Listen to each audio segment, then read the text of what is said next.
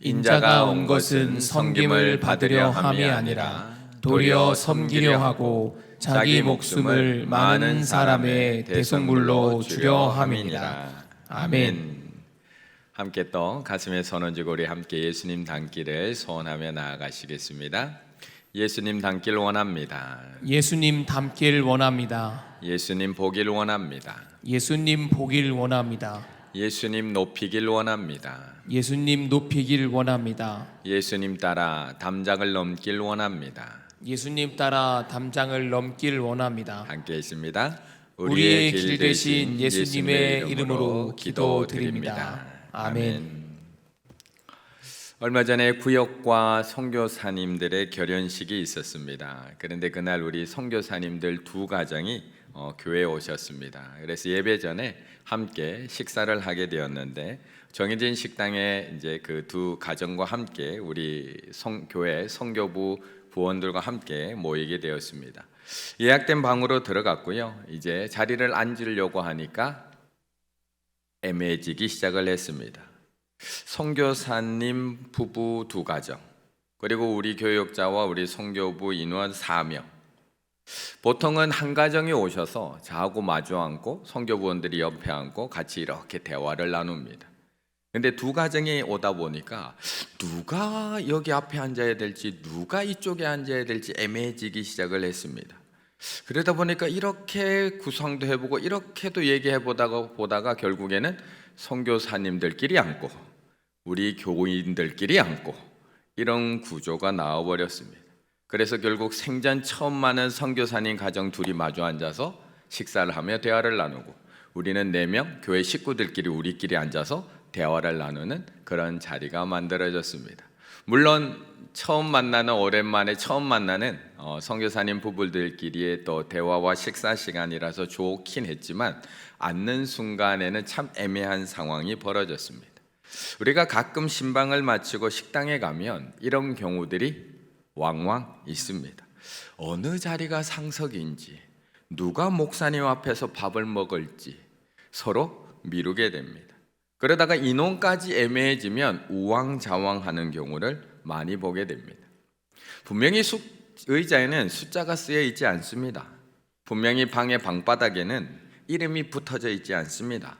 그런데 우리는 늘 자리 때문에 고민합니다.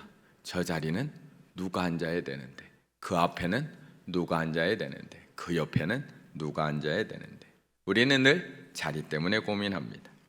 그런데 한번 가만히 생각을 해보면 이처럼 우리는 자리에 관심이 참 많습니다. 좋은 자리에 앉고 싶어 합니다. 그리고 좋은 자리에 앉기 위해서 아침 일찍부터 나가서 줄을 서기도 하고요. 좋은 자리에 앉기 위해서 미리 예약을 하기도 하고요.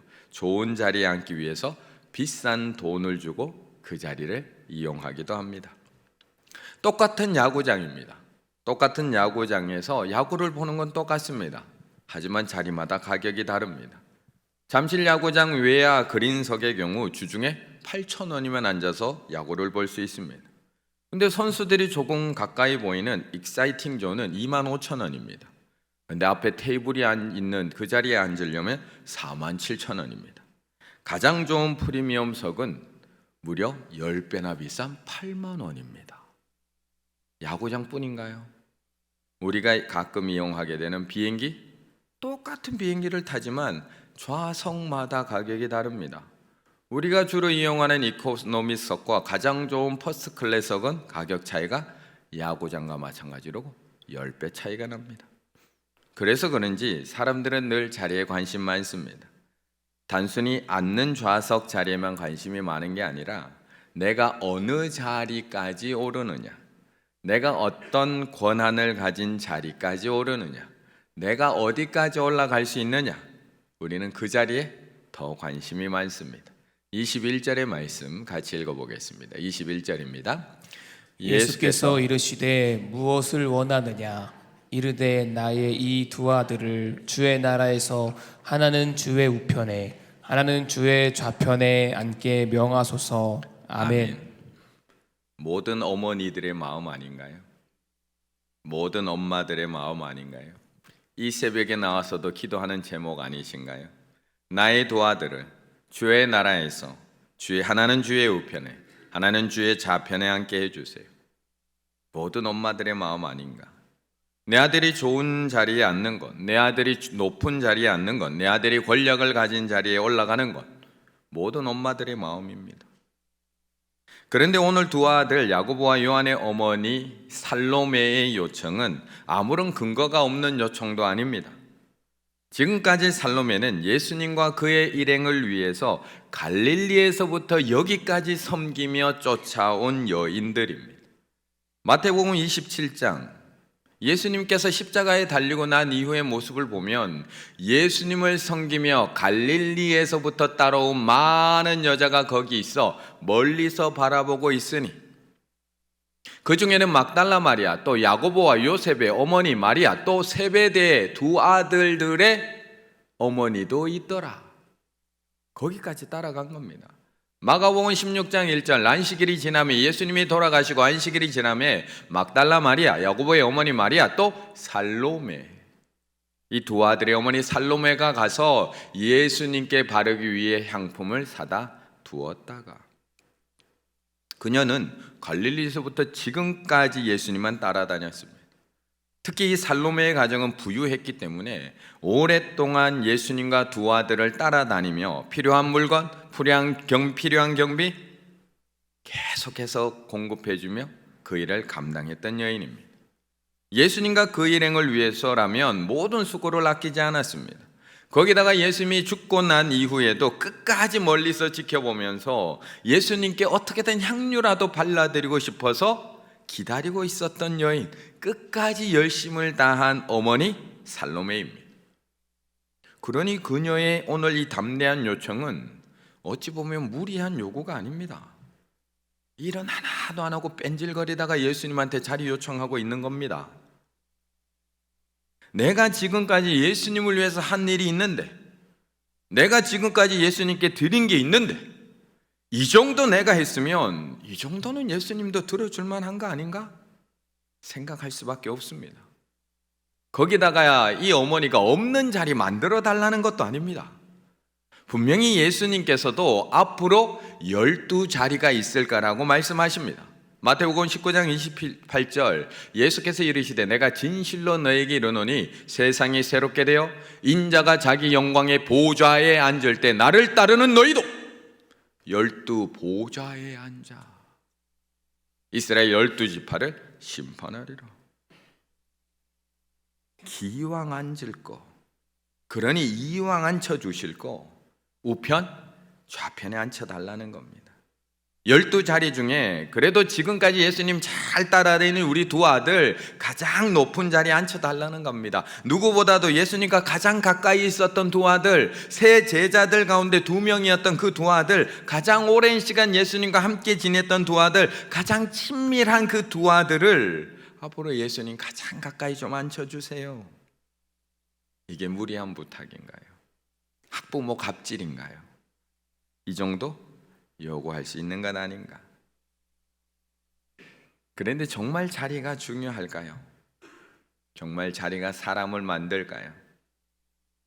높은 자리에 앉기만 하면 중요한 역할 감당해낼 수 있을까?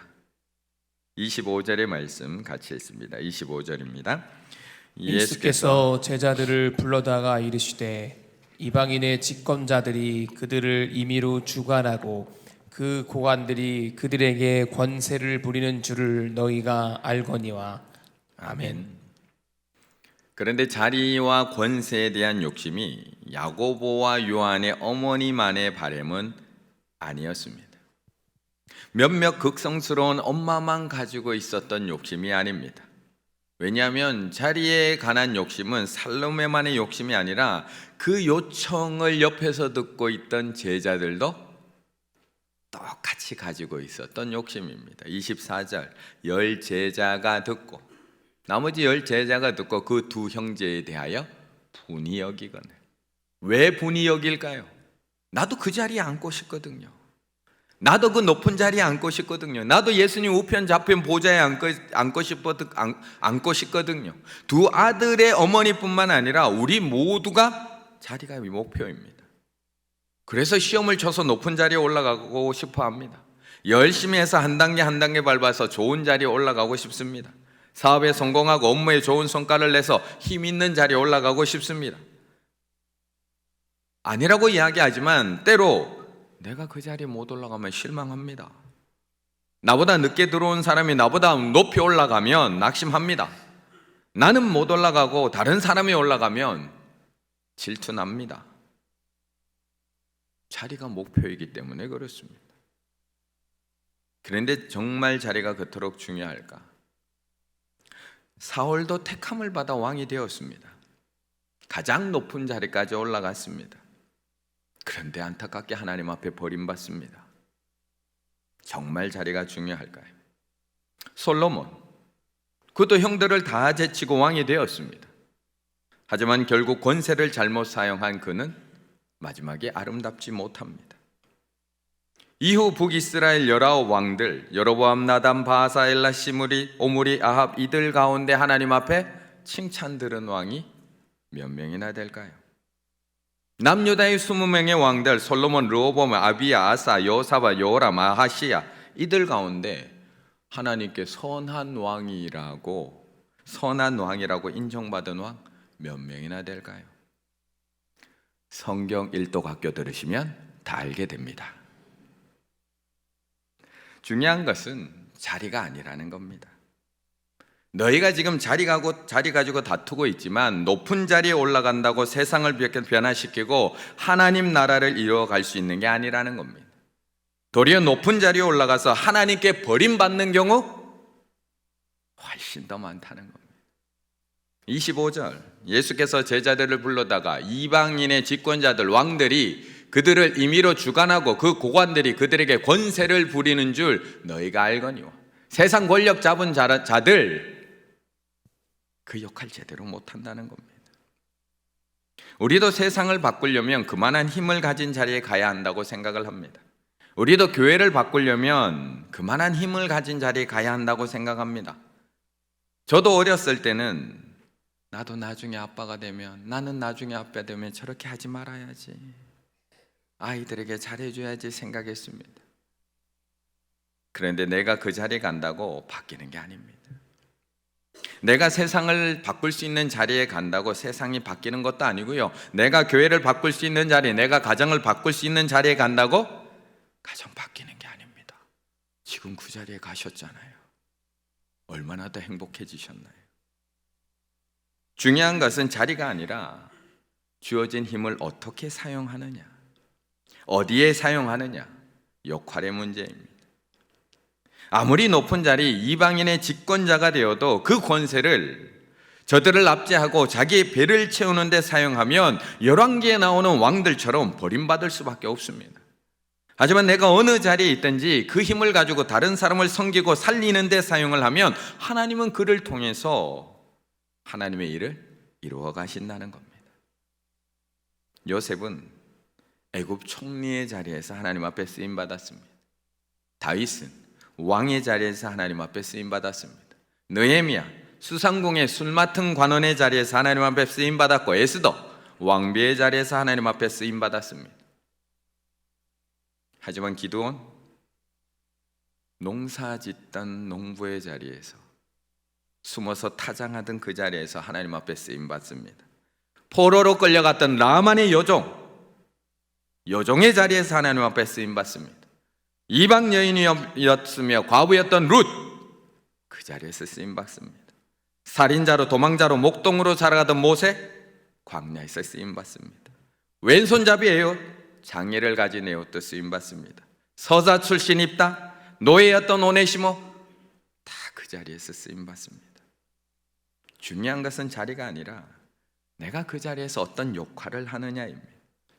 아무리 높은 자리에 올라가도 그 권세를 가지고 이방 집권자들처럼 남을 지배하려고 한다면 그 힘은 남을 죽이는 데 사용될 수밖에 없습니다. 하지만 아무리 작은 힘을 가지고 있어도 남을 섬기는 일에 그 힘을 사용하면 그 힘은 예수님처럼 누군가를 살리는 데 쓰임받을 수 있다는 것입니다. 28절의 말씀 같이 읽습니다. 인자가 온 것은 섬김을 받으려 함이 아니라 도리어 섬기려 하고 자기 목숨을 많은 사람의 대속물로 주려 함이니라. 아멘. 만약 제자들이 생각하는 것처럼 자리가 중요한 것이라면 예수님은 이 땅에 오신 그 자리에서는 아무것도 할 수 있는 일이 없습니다. 가장 낮은 자리에 오신 예수님, 그 자리에서 뭘 하시겠습니까? 가장 낮은 자리에 오셨는데요, 이 땅에 오셨는데 차라리 가장 높은 하늘 보좌에서 할 일이 훨씬 더 많지 않았을까요? 하지만 하나님은 가장 높은 자리를 버리시고 가장 낮은 자리에 오십니다. 그리고 그 가장 낮은 자리에서 우리를 살려내십니다. 그런데 우리는 자꾸 자리 때문이라고 이야기합니다.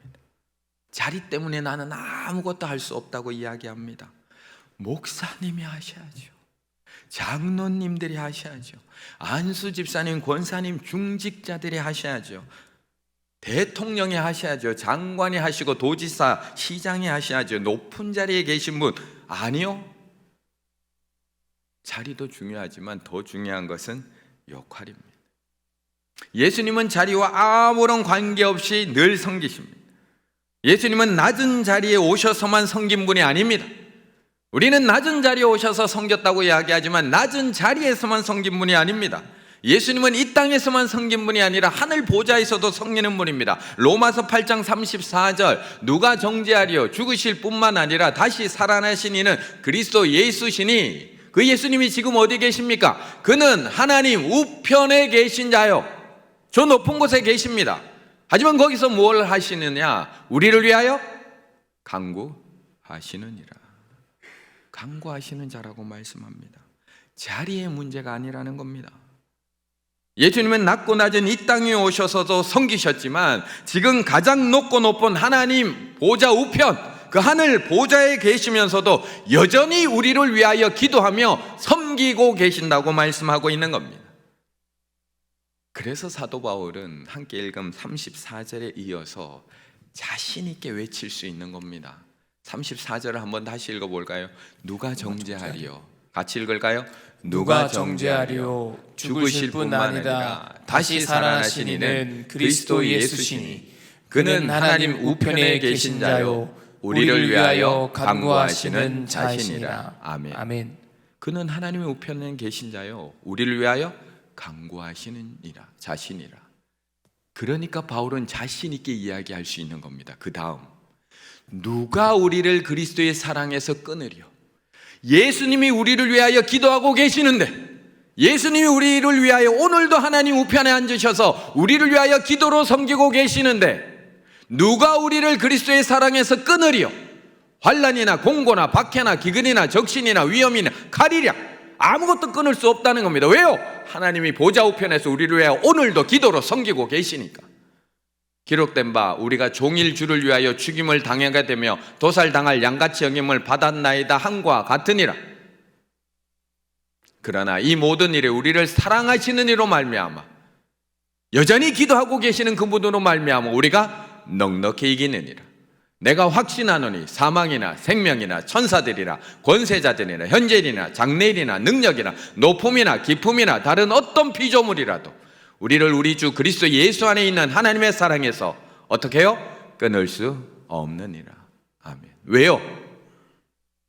예수님은 오늘도 섬기고 계시니까요. 예수님은 오늘도 하늘 보좌 우편, 하나님 우편에 앉으셔서 우리를 위하여 기도로 섬기고 계시니까요. 어느 자리에 앉는 것이 중요한 게 아니라 그 자리에 앉으셔서 어떤 역할을 하고 그 힘을 가지고 무엇을 하느냐의 문제라는 겁니다. 그렇다면 우리에게 왜 이 자리를 주셨을까요? 왜 저에게 왜 이 자리를 주셨을까요?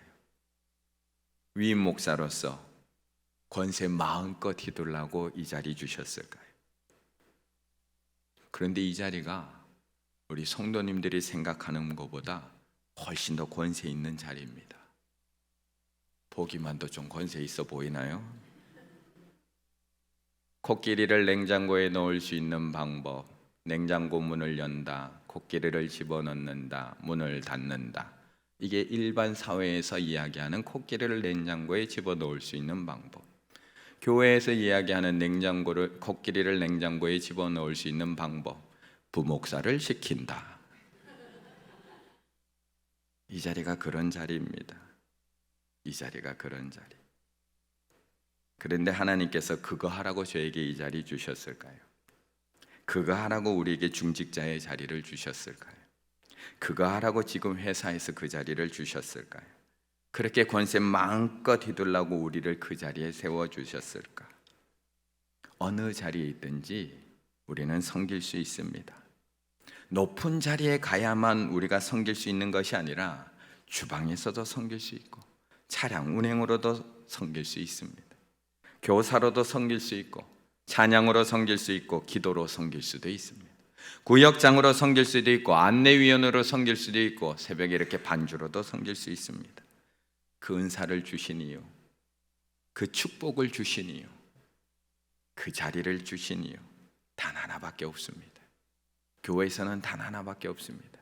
예수님께서 그러했듯 우리도 섬기라고 그 자리를 주신 줄로 믿습니다.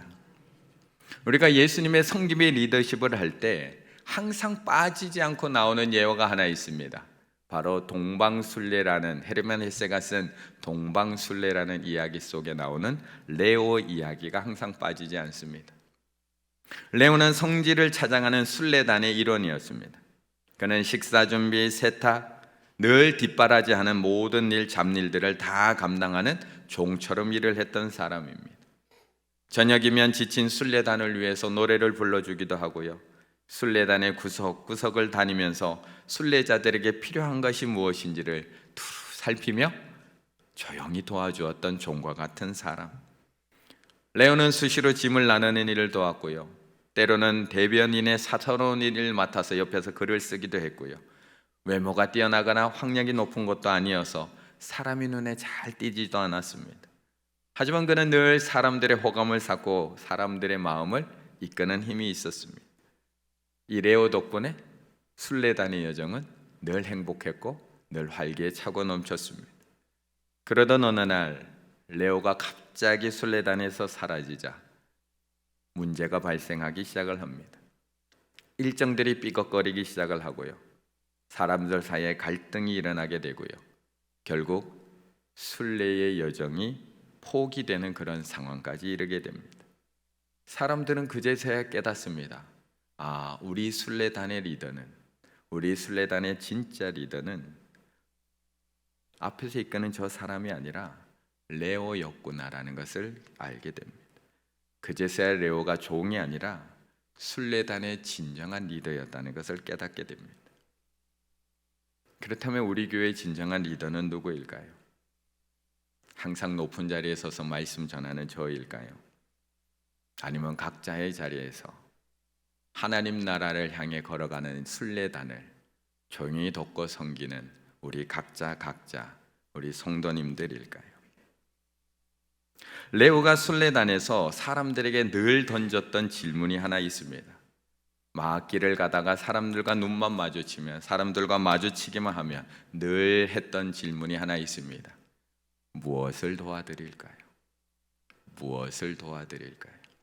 옆에 분 한번 바라보시며 인사 나누시겠습니다. 무엇을 도와드릴까요? 무엇을 도와드릴까요? 오늘도 예수님께서 우리에게 묻고 계신 질문 아닐까요? 상현아, 무엇을 도와줄까? 어떻게 기도해야 될지도 모르는 우리들에게 상현아, 오늘은 무엇을 도와줄까? 그리고 오늘도 그 보혜사, 우리를 돕는 보혜사 성령님을 보내주셔서 우리가 믿음 안에서 흔들리지 않도록, 믿음에 넘어지지 않도록 우리를 도와주고 계시고, 또한 예수님께서는 그 하나님 우편에 앉으셔서 우리를 위하여 기도하고 계시는 줄로 믿습니다. 그렇다면 이번 가을 우리도 담장을 넘기 위해서 우리도 물어야 합니다.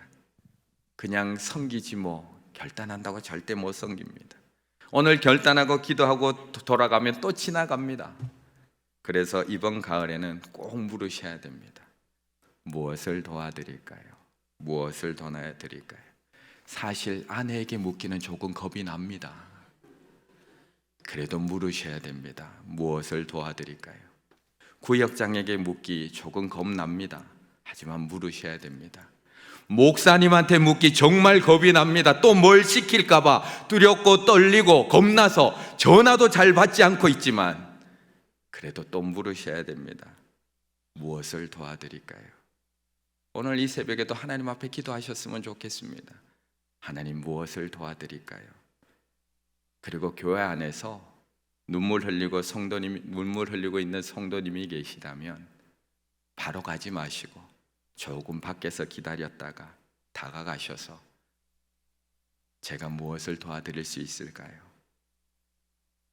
예수님이 이 땅에 우리를 섬기러 오시고 지금도 하늘 우편에서 우리를 위하여 기도로 섬기고 계시든 어느 자리에 계시든 그 자리에서 예수님의 섬김의 모습을 닮아가시는 우리 충혈의 가족들 다 되시기를 간절히 바라겠습니다.